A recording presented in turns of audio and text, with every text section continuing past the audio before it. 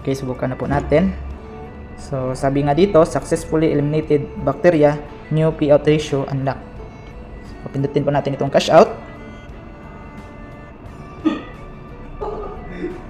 So, ayan, submitted success. Disclaimer, the information provided by the speaker or presenter of this video or platform is for information purposes only and not to promote. All information is provided in good faith. However, we make no representation or warranty of any kind expressed or implied regarding the accuracy, legitimacy, adequacy, validity, reliability, availability, or completeness of this information.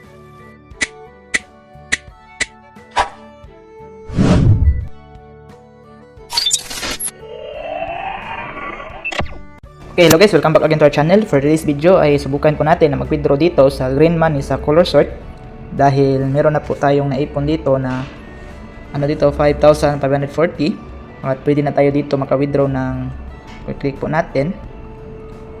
So ayan po ng 600 pesos dahil natapos ko na po lahat ng dito, yung task.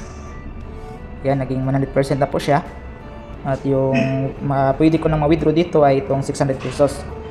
So sa video na ngayon ay subukan natin itong i-cash out at hindi ko na lang po ituro sa inyo kung paano po natin ito laruin dahil meron na po akong isang tutorial dito kung paano po tayo mag-earn ng pera dito at maglaro.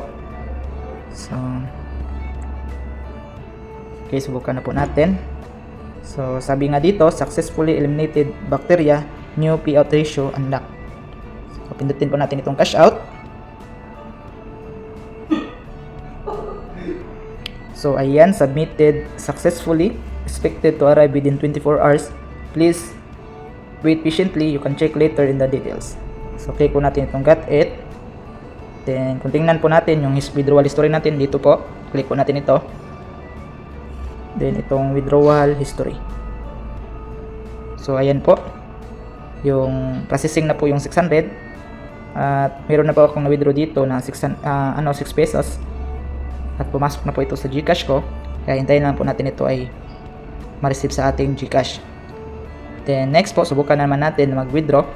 Click po natin itong ito. So subukan na naman natin mag-withdraw dito ng 2,000 dahil yung balance natin ay nasa 5,000. So click po natin itong 2,000 kung ano nga ba yung mangyari. Then select po natin itong GCash kung hindi pa kayo naka-input sa GCash account nyo. Then once ma-input niyo na ay click po natin itong withdraw now. Click po natin. So ayan. Okay, makikita po natin once kung mag-withdraw po tayo sa 2,000 ay meron ding increase payout ratio.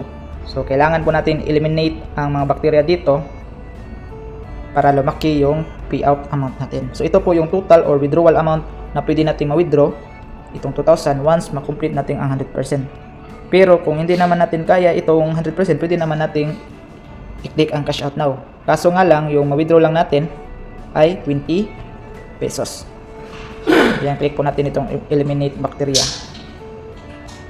So hindi pa. So may 6 bacteria pa. So once ma-complete natin ito ay tataas din yung payout amount natin. So punta nga tayo ulit dito sa withdrawal history. So naka-process pa lang siya. So i-update ko lang po kayo kung ito po ay ma-receive natin. So legit po talaga ito na application dahil meron na po akong na-receive na 6 pesos at pumasok na po ito sa GCash account ko. Kaya kung gusto nyo itong subukan ay puntahan lang ang link sa description or comment section para ma-direct download niyo ito na application. So yun lang po, sana meron kayo natutunan sa simple tutorial na ito. God bless! Visit us my YouTube channel, Juni Agatano, and click subscribe and notification bell to keep you updated on my videos. The videos I upload about personal blog and finance. Thank you so much and God bless.